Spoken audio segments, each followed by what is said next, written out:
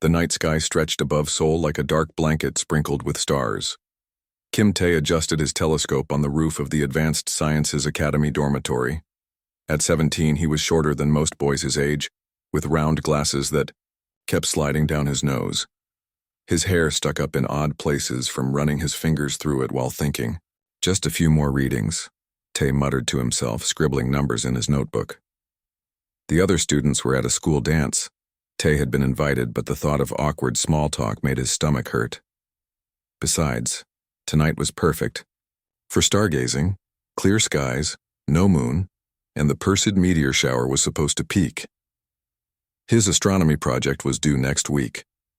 While other students chose easy topics like mapping constellations, Tae was trying to detect exoplanets by measuring light variations in distant stars. His teachers said it was too advanced, but Tae never liked doing things the easy way. He checked his watch. 11:43 p.m. His parents thought he was sleeping at his friend Min's house. Min had covered for him, understanding Tae's need for this observation. Time. Tae looked through the eyepiece again and froze. Something was moving across his field of view. Not a satellite. It was too large and moving too irregularly. Not a plane. No blinking lights. He quickly connected his digital camera to the telescope and began recording. The object slowed and began to descend toward the mountains outside the city. Tae's heart raced. This was not normal. He zoomed in as far as possible. The object was smooth and oval-shaped with strange markings along its side. It certainly wasn't any aircraft he recognized. "This can't be happening," Tae whispered, his hands shaking with excitement.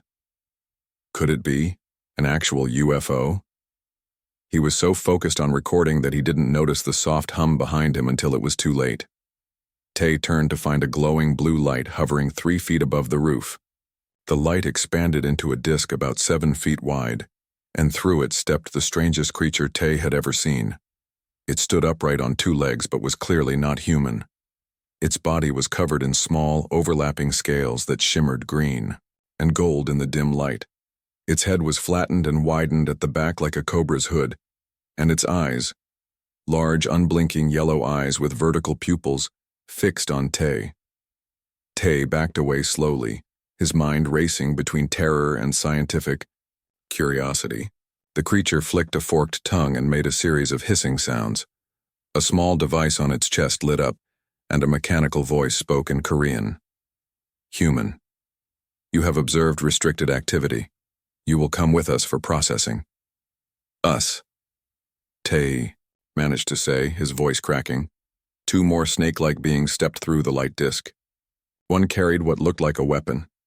The other moved toward Tae's telescope and camera. "Please don't touch that," Tae said, finding his voice. "It's very delicate equipment." The aliens ignored him. One examined the camera and removed its memory card. "I'm just a student," Tae explained, trying to keep his voice steady. "I was doing an astronomy project.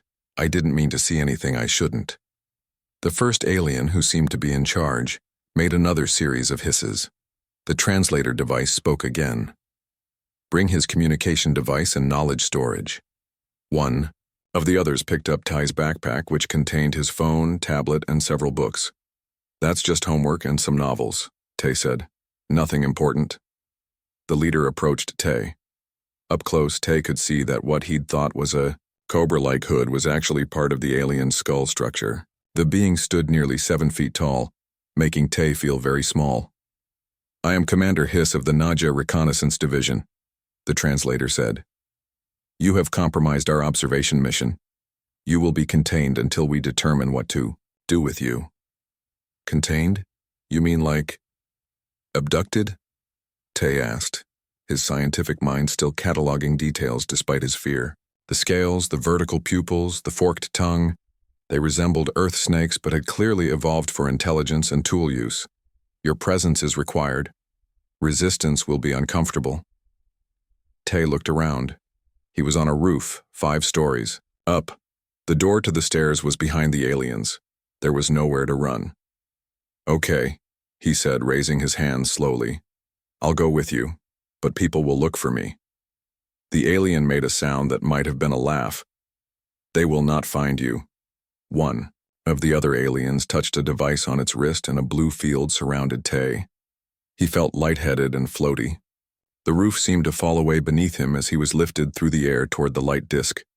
His last sight of Earth was the Sol skyline sparkling in the distance before everything went black. When Tay woke up, he was lying on a cold surface that seemed to vibrate slightly. The room was dimly lit with a greenish glow that came from panels in the walls. The air smelled strange. Not bad, just different, with hints of something like cinnamon and ozone. He sat up slowly, fighting a wave of dizziness. The room was small and hexagonal with no visible door. The walls were covered in strange symbols that seemed to shift slightly when he wasn't looking directly at them. His backpack sat in the corner. Tay crawled over to it and checked inside.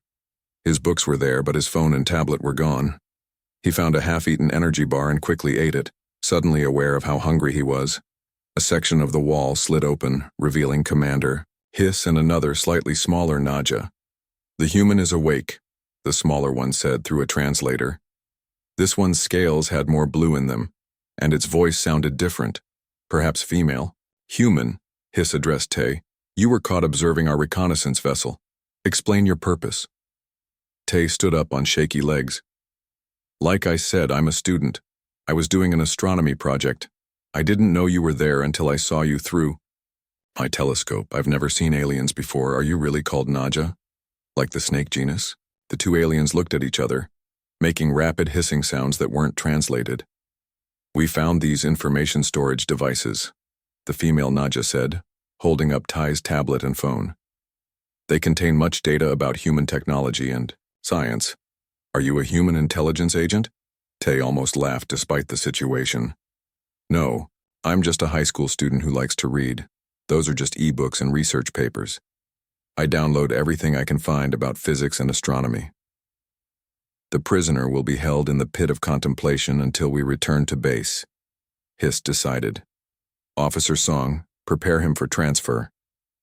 "Yes, Commander," the female Naja Officer Song replied. "Wait," Tay said. "Where are we going? How long will I be here?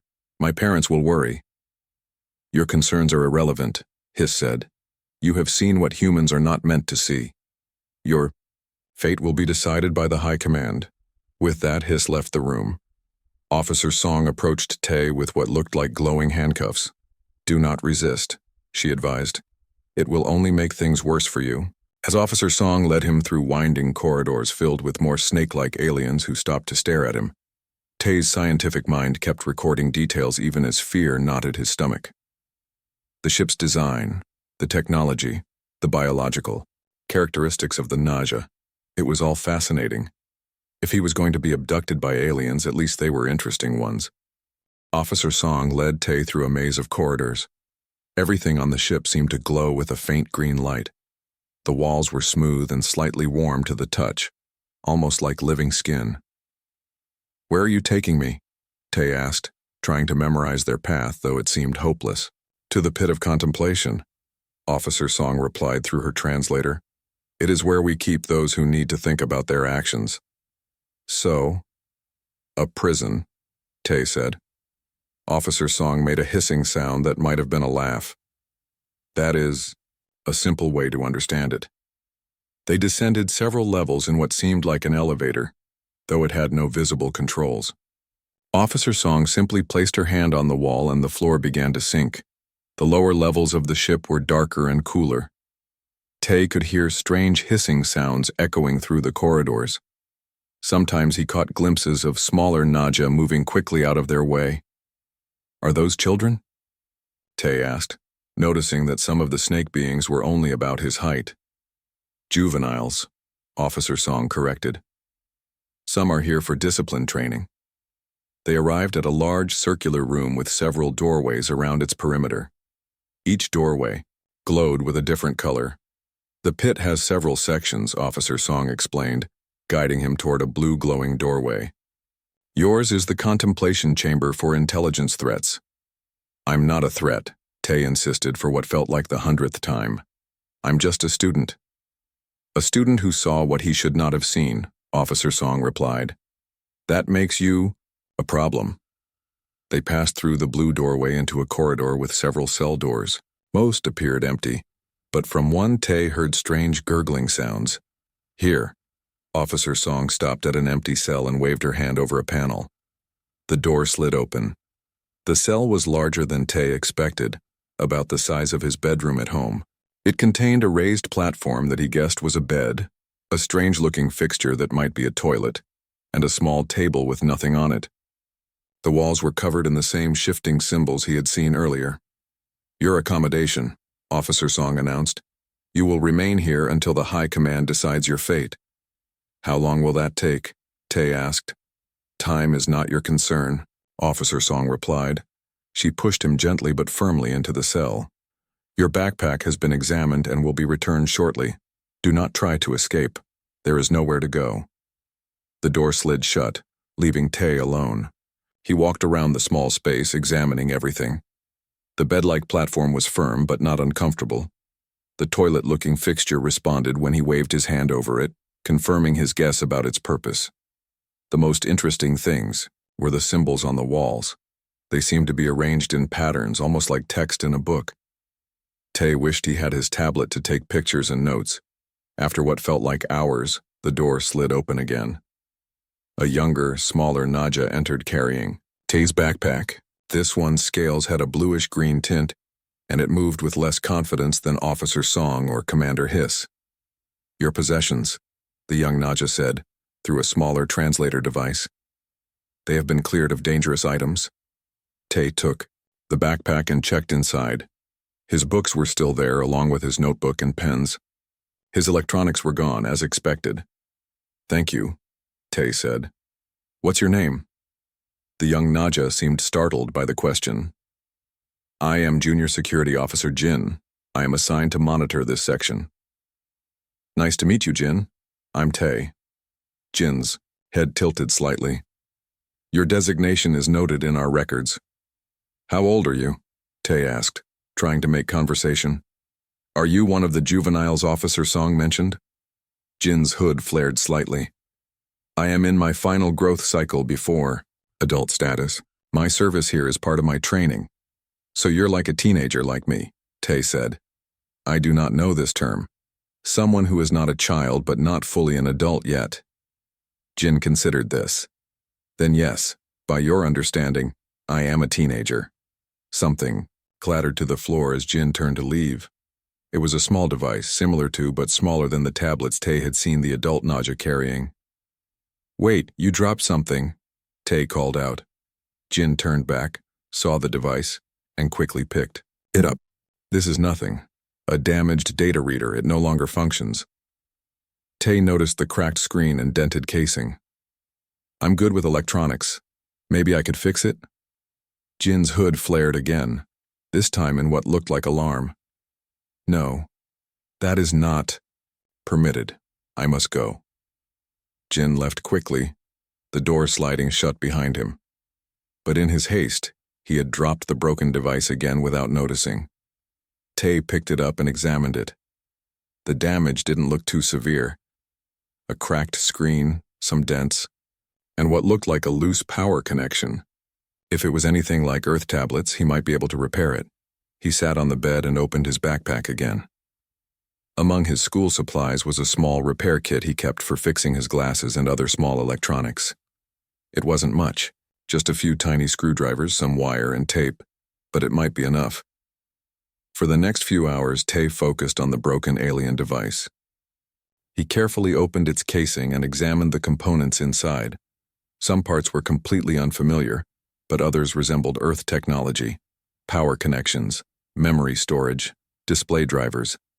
Using parts from his own damaged phone that had been returned in his backpack, Tay managed to bypass the broken power system. The screen was still cracked, but when he pressed what looked like a power button, it lit up with a soft blue glow.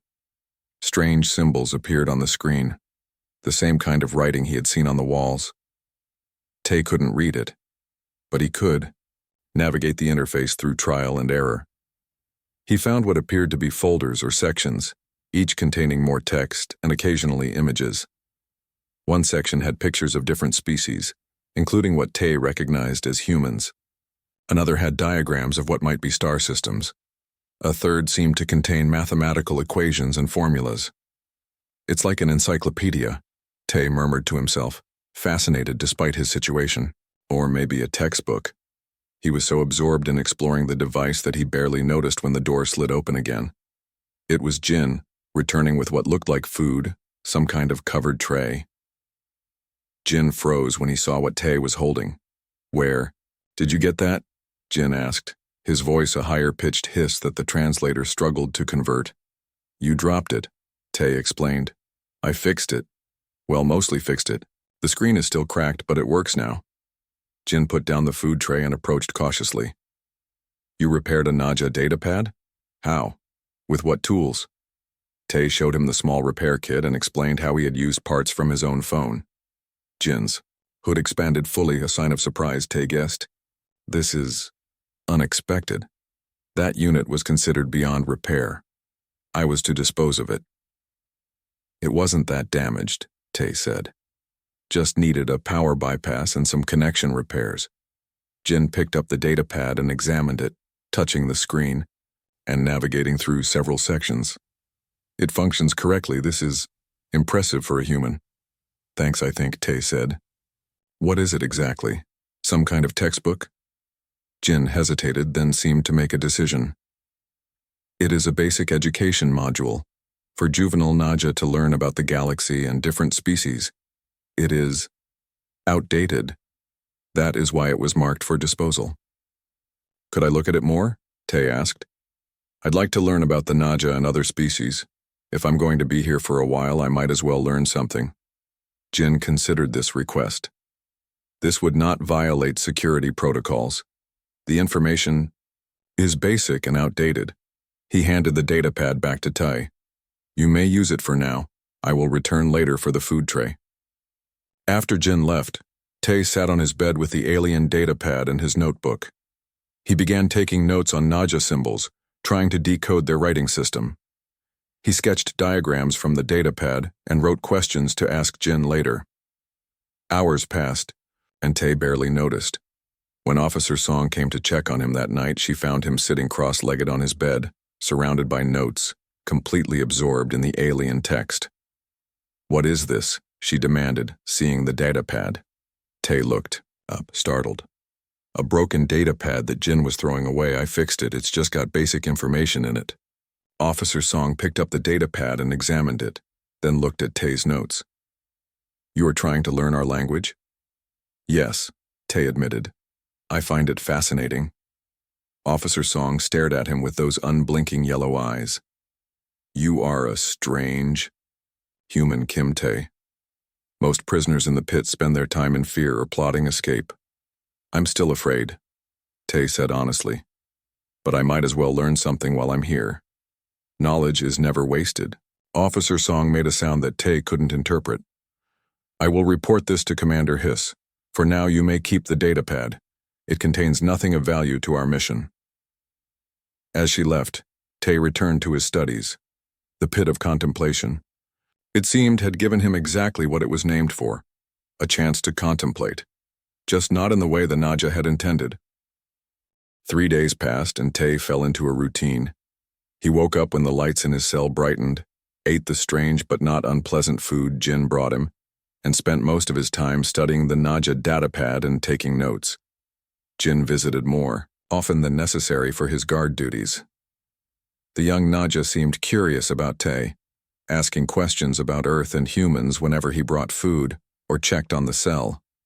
Your species sleeps lying down flat, Jin asked during one visit, his head tilted in what Tay now recognized as confusion. Is that not dangerous? How do Naja sleep? Tay asked. Coiled with head elevated, Jin explained, making a circular motion with his hand. To maintain awareness of threats. Tay smiled. Humans feel safe lying down. At least most of us do. Through these conversations, Tay learned more about Naja society. They valued strength, discipline, and knowledge, in that order. Their society was structured like a military organization, with clear ranks and duties. Family units were called clutches, and juveniles were raised partly by parents and partly by community educators. Most importantly, Tay learned that the Naja had been watching Earth for nearly 50 years, concerned about humans' rapid technological development and warlike tendencies. Your kind fights among itself constantly, Jin explained, yet advances technology quickly. This combination worries the High Command. Not all humans want war, Tay pointed out. Many of us just want to learn and explore. On the fourth day, Commander Hiss himself came to inspect Tay's cell. He looked at the notes Tay had been making and the repaired datapad with an unreadable expression. "Officer Song tells me you spend your time learning our language and science," Hiss said. "Why?" Tay shrugged. "It's interesting. And I might be here a while, so I thought I should understand more about the Naja. Most prisoners attempt escape or become hostile," Hiss noted. "I'm not most prisoners," Tay replied. "I'm a student. Learning is what I do." Hiss picked up one of Tay's notebooks, flipping through pages of careful notes and diagrams. "Your understanding of our propulsion systems is concerning." Tay pointed to a diagram he had copied from the datapad. "This part here, the energy converter for your faster-than-light drive. It looks like it has a design flaw. The flow pattern creates a buildup that would force you to drop out of FTL travel periodically to prevent overload." Hiss's hood flared fully open. "How did you determine this?" "It's just physics," Tay said. "The equations in your textbook explain the theory, but the diagram doesn't match what would work best according to those same equations.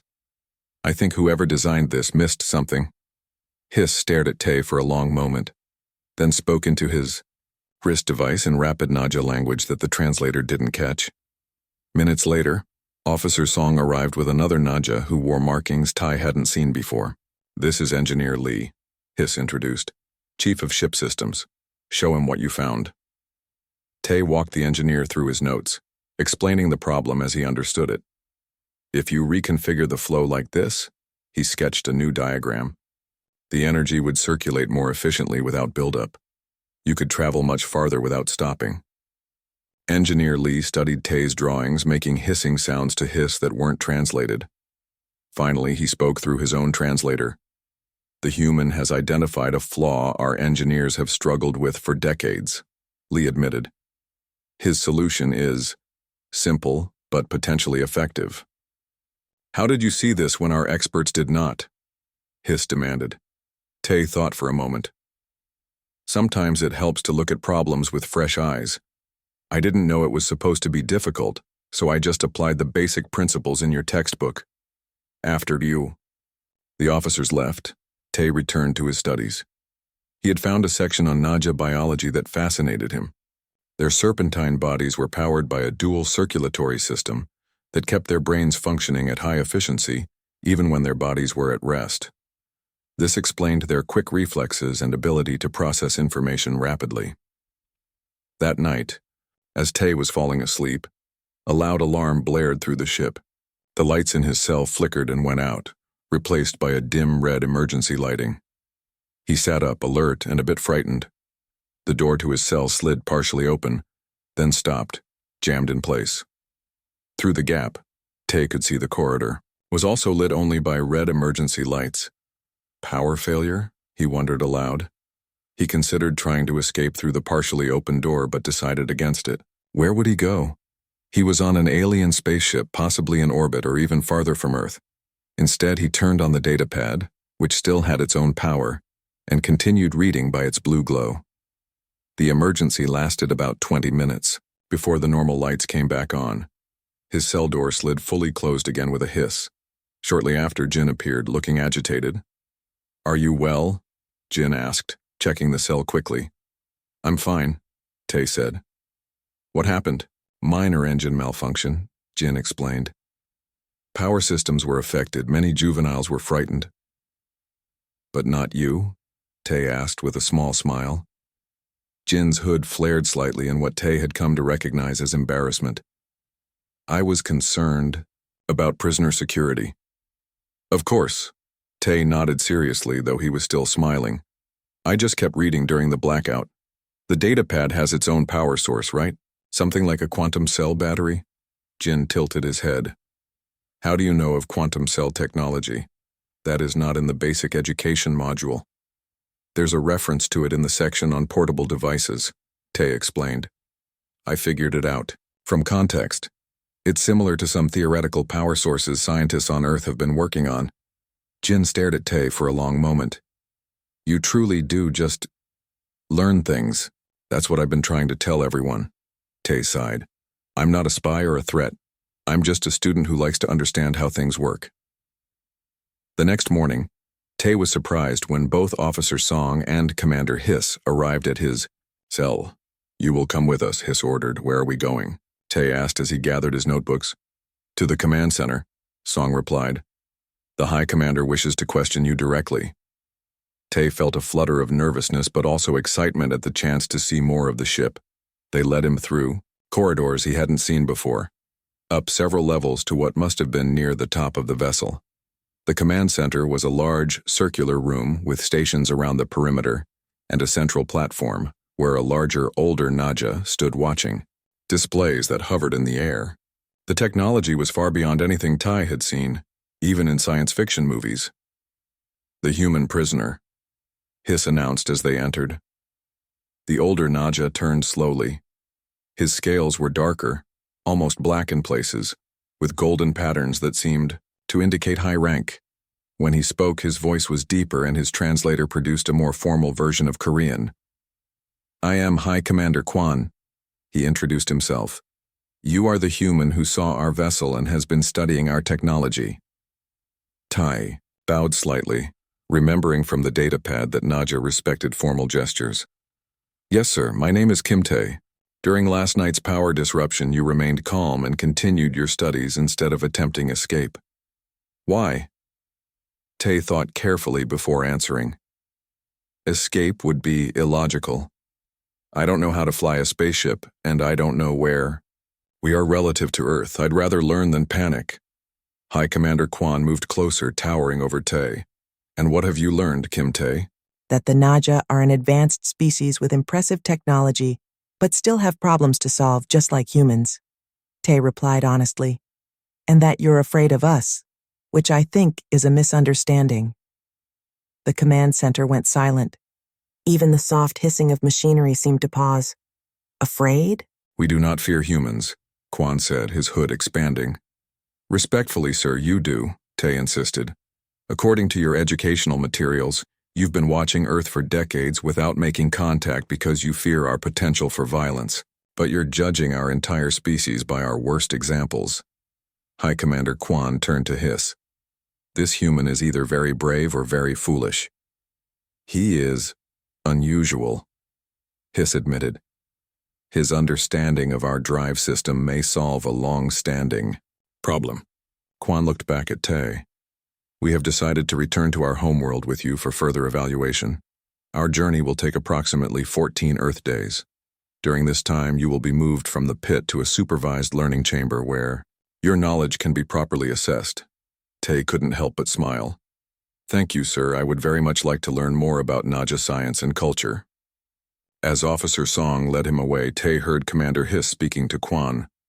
I have never encountered a prisoner who thanked us for captivity. Nor I, Kwan replied. Perhaps there is more to humans than our reports suggest. Tae smiled to himself. He was still a prisoner, still far from home and uncertain of his future. But his curiosity had turned a dungeon into a classroom, and fear into a chance for understanding. Tae's new quarters were much nicer than his cell in the pit. He now had a larger room with a proper bed designed for horizontal sleeping, a desk with better lighting, and even a small viewing window that showed the darkness of space outside, occasionally brightened by strange, colorful streaks as the ship traveled faster than light. This is what we call a guest learning chamber, Officer Song explained as she showed him around. It is normally used for visiting scholars from allied species. So I'm not exactly a prisoner anymore? Tae asked hopefully. Song's hood rippled in what Tae now recognized as their version of a shrug. You are not free to leave the ship, but you are no longer in the pit. Your status is under evaluation. His daily routine changed.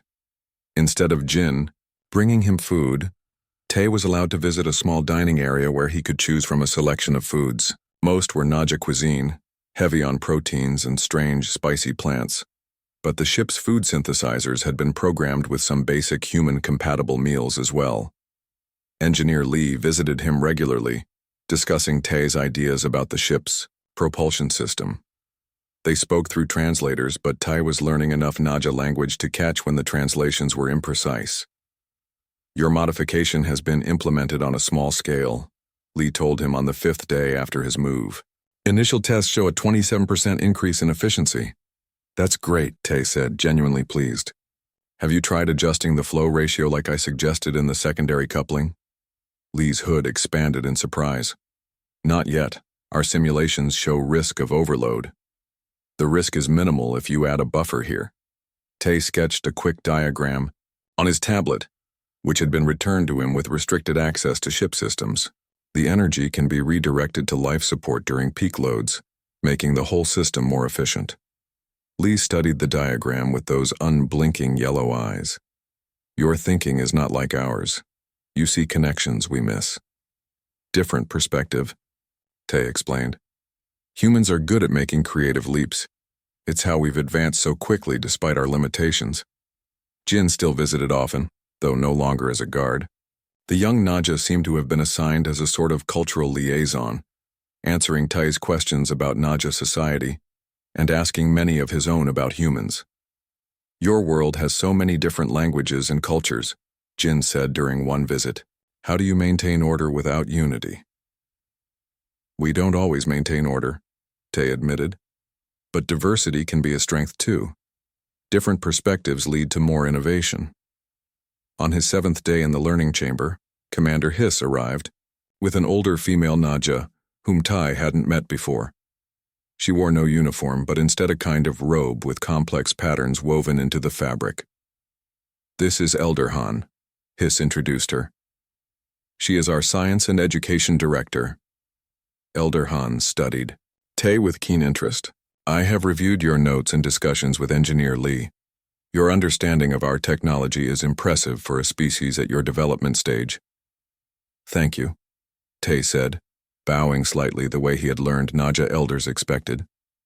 "Your educational materials are very thorough. Yet you found applications we had not," Han noted. "The High Commander wishes to understand if this is typical of humans or unique to you." "I'm considered gifted among humans," Tay explained honestly. "But there are many much smarter than me on Earth.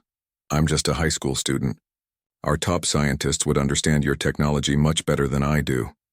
Han and Hiss exchanged looks. "This concerns the High Command," Hiss said. "If humans have this much potential, their future development may pose challenges. Or opportunities," Han countered. "Alliance rather than containment might be considered." Tay perked up at this. "You mean you might actually contact Earth officially instead of just observing?" "That decision is for the High Council," Hiss said firmly. "But before any recommendations are made, we must better understand your capabilities and intentions." "Theory. This end," Elder Han continued. "We have prepared a series of tests for you, Kim Tay.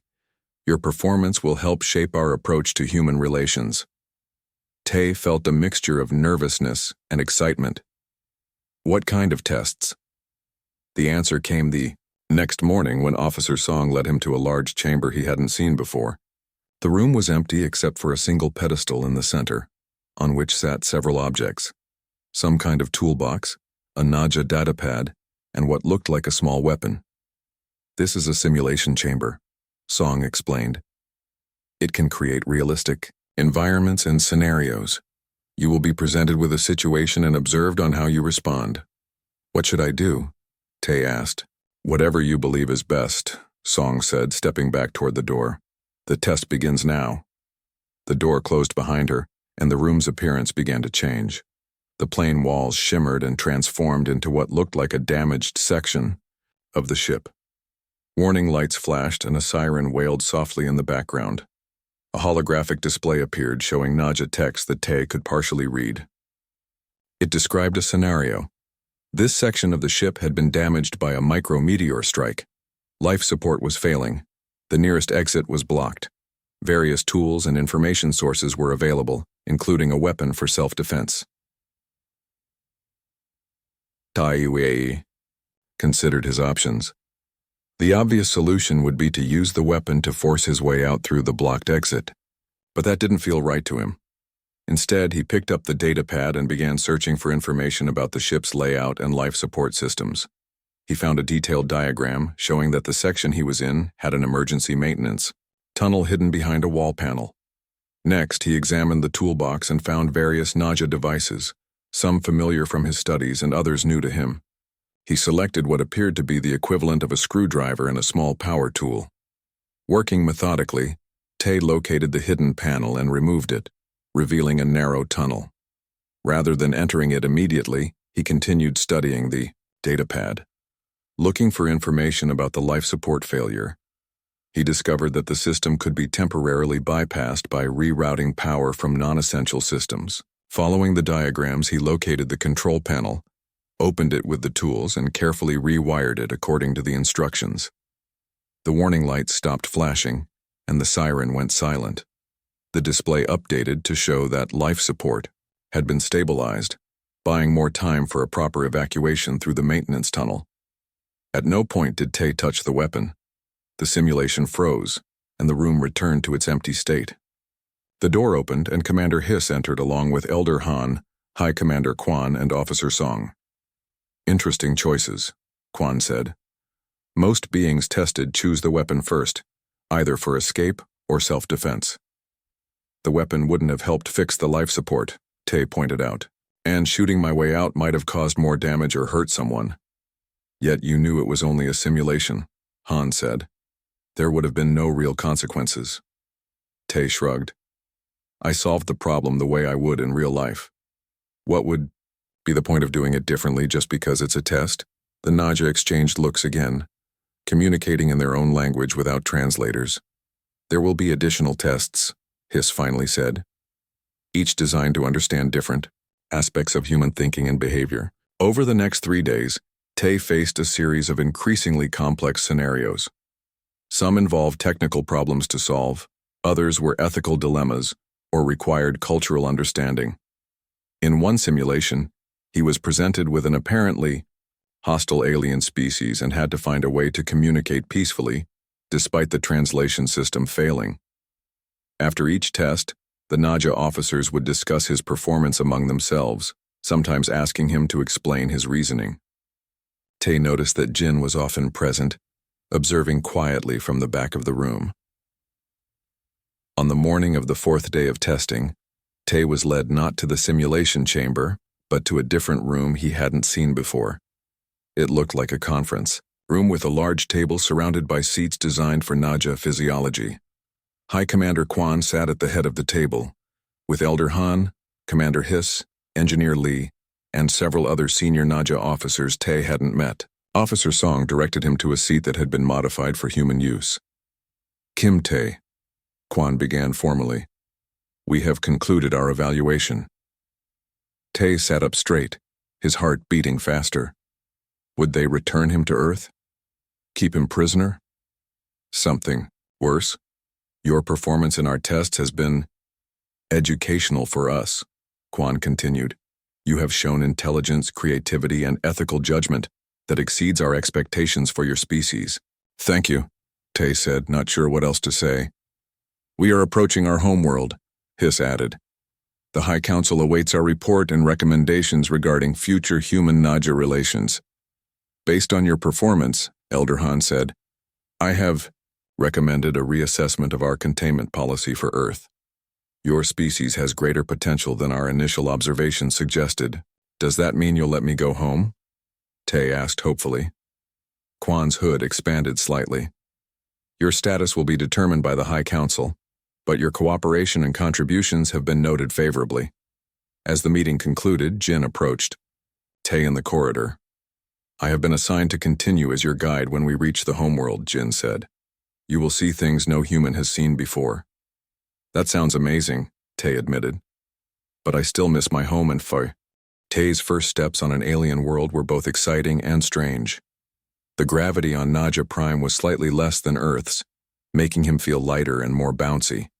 The air had a spicy smell that reminded him of cinnamon and pepper mixed together.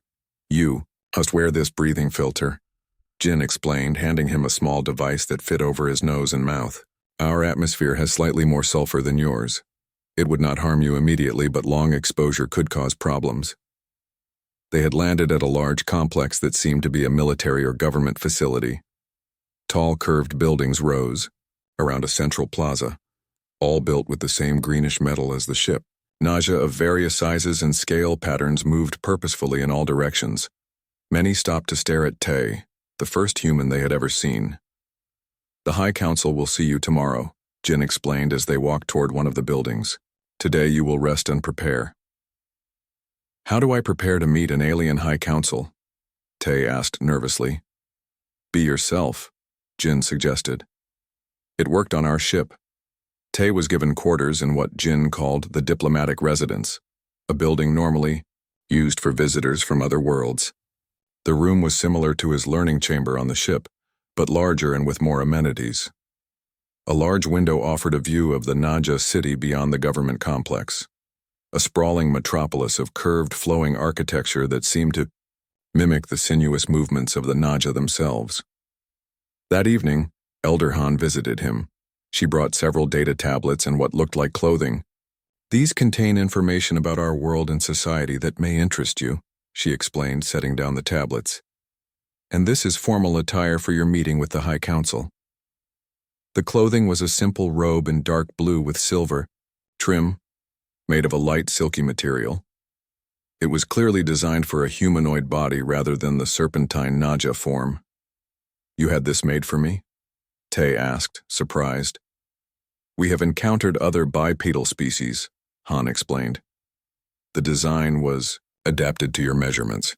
Thank you, Tay said sincerely. Can I ask you something, Elder Han? You may. What does the High Council want from me? I'm just one human teenager. I can't speak for all of Earth. Han's hood rippled slightly. The Council understands this. But you represent something unexpected. A different kind of human than our observations led us to expect. You have caused us to question our assessment of your species. She moved to the window, looking out at the city. For 50 years, we have watched Earth with growing concern. We saw your wars, your environmental damage, your rapid weapons development. Many argued that humans should be contained, prevented from reaching other worlds until you matured as a species. But there's more to us than that, Tay protested. Yes, Han agreed. You have shown us this. Your curiosity, your creativity, your ability to solve problems differently than we do. These suggest humans might be valuable allies rather than potential threats. The Council must now decide which view should guide our policy. The next morning, Jin came to escort Tay to the High Council meeting. They traveled in a floating transport through the city to a massive circular building at its center. The Hall of Collective Wisdom, Jin announced proudly, the oldest structure in the city, built 5,000 years ago. Inside, Tay was led through grand hallways decorated with what looked like historical murals showing the Naja's development as a species. Finally, they arrived at a large set of doors made of a material that seemed to shimmer with its own inner light. Ready? Jin asked. Tay straightened his robe and nodded. As ready as I'll ever be.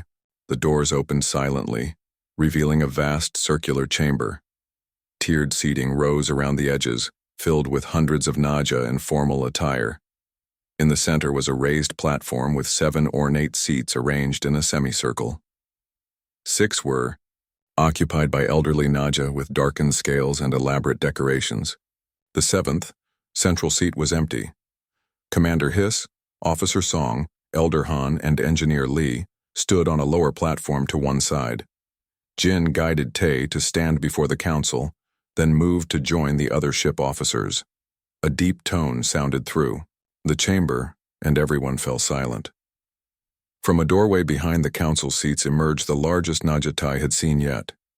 His scales were so dark they appeared almost black, with vibrant gold patterns that seemed to shift and move in the light. He moved with slow dignity to the central seat.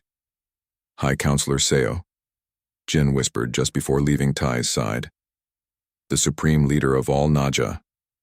High Counselor Seo's translator was more sophisticated than the others, producing nearly perfect Korean without the mechanical quality of the ship translators. Kim Tae of Earth, CO addressed him. You stand before the High Council of the Naja Confederation, the first human to visit our world. Thank you for receiving me, High Counselor, Tae replied, bowing deeply as Jin had instructed him. We have reviewed the reports from Commander Hiss and his crew, including the results of your tests and your contributions to their ship systems, SEO continued. We find ourselves in an unexpected position. Another council member spoke up. For decades we have debated the human question. Your technology advances rapidly, but your wisdom seems to lag behind. You develop weapons before you develop unity. This is dangerous. Not all humans are the same, Tae said. Many of us work for peace and progress. So we have been shown, CO acknowledged. Your actions during captivity were not what we expected. You sought knowledge rather than escape, cooperation rather than conflict. Elder Han stepped forward. High Counselor, if I may speak? SEO nodded. I have studied human culture through their information networks, Han said. They are diverse and contradictory, yes, capable of great violence but also great creativity. Their different perspectives give them advantages we lack. They see solutions we miss, as Kim Tae demonstrated with our drive system. A single example cannot represent a species, another counselor objected. True, Han agreed, but it shows what is possible. Containment policy assumes humans are a threat. What if we are missing an opportunity instead? The council members began discussing among themselves, sometimes in translated Korean, sometimes in their native language that hissed and clicked too quickly for Tae to follow with his limited knowledge. Finally, High Counselor Seo raised a hand for silence. Kim Tae, he said, approaching the first contact with a new species is complex. We have three options before us: continued covert observation, formal diplomatic contact, or a limited cultural exchange program to build understanding before wider contact. The council remains divided on this question. Tae took a deep breath. High Counselor, may I suggest another option? SEO's hood expanded slightly in surprise, but he nodded. Speak. Instead of deciding for all humans, why not start with connections between those most likely to understand each other? Tai suggested. Scientists, teachers, students, people who share your value of knowledge. Let them learn about the Naja. First, then gradually expand contact as trust builds. Murmurs ran through the chamber. An interesting proposal, CO said. A targeted approach rather than species-wide policy. It worked with me, Tae pointed out. I went from prisoner to guest because I had the chance to learn about you. Others would react the same way if given the opportunity. The council conferred, again this time for nearly an hour while Tae waited nervously. Finally, Seo addressed him again. We have reached a decision. The Naja Confederation will initiate a limited cultural and scientific exchange program with selected humans. You, Kim Tae, will be returned to Earth as our first unofficial ambassador, helping identify suitable participants for this program. Tae felt a wave of relief and excitement. I can go home? Yes, Seo confirmed. But first, we wish you to spend one lunar cycle here, learning more about our world to share with your people. And we must prepare you for return in a way that protects both our interests. 3 months later, Tae sat in a classroom at Seoul Advanced Sciences Academy, surrounded by students and teachers listening in amazement to his story. On the desk before him sat a simple-looking tablet, a modified Naja datapad containing basic information about their species and technology, approved for sharing with Earth. They're watching this meeting, Tae explained. The Naja have technology that lets them observe us from orbit. They want to see how we react to the news of their existence. Why you? His science teacher asked. Why trust a teenager with first contact? Tae smiled. Because I did something that surprised them. When they threw me in their alien snake dungeon, hours later I was reading a book instead of panicking. It made them realize humans might be different than they thought. He looked up, knowing that somewhere above, Jin and Officer Song were watching. They had become friends during his month on Naja Prime, teaching him about their world while he taught them about Earth. The Naja aren't so different from us, Tae continued. They want security and progress for their people. They value knowledge and discovery. They were just afraid we weren't ready for contact. And are we? Asked the school principal. Some of us are, Tay replied. That's how we'll start, with the people most ready to understand. Scientists, educators, students with open minds. The Naja are willing to share some of their knowledge if we're willing to share ours. As the meeting continued into the night, Tay occasionally glanced up at the stars visible through